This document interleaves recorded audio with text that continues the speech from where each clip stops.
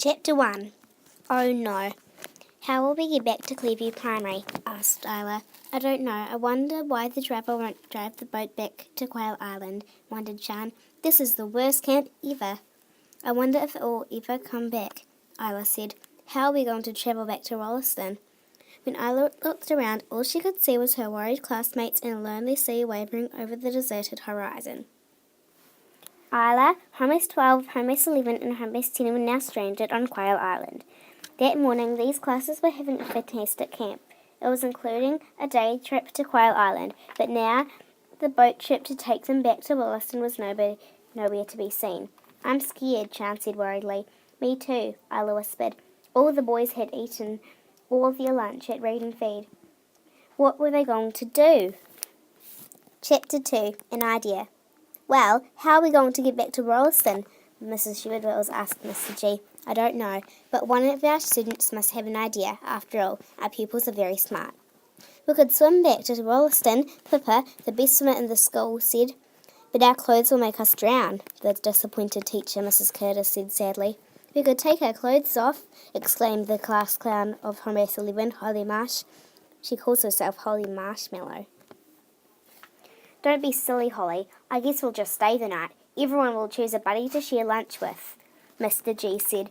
Good idea, Mrs. Curtis and Mrs. Shepherd-Wills sighed simultaneously. About 4 teachers, including Mr. G, can go swim and get a ferry, and we'll all find out when we get back what happened to our ferry, Isla said happily. Okay, awesome idea, Isla, Mrs. Shepherd-Wills, Mr. G and Mrs. Curtis cried. Chapter 3.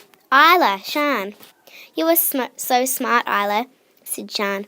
Thanks, Isla whispered. She blushed. Let's do some sand art while we wait. It will take a while. Shan secretly whispered. Good idea. 2 hours later. Isla had made a mermaid and Shan had made an awesome sandcastle. It was now 5:30 p.m. Isla, Shan, Mrs. Shepherd said, they've disappeared into the sea. It was true.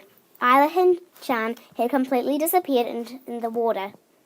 Help, Shan yelped. We're drowning, Isla cried.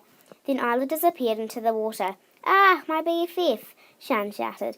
Shan was climbing out of the water safely, but Isla was still nowhere to be seen. I'll save her, Pippa screamed. She dove into the sea. Found her, Pippa yelled about 5 minutes later. Yay, Mr. G and Mrs. Curtis and Mrs. Shepherd-Wills and Miss St. John. They're back, someone screamed, and they're on a ferry. So everyone was fine. And they all lived happily ever after. The end.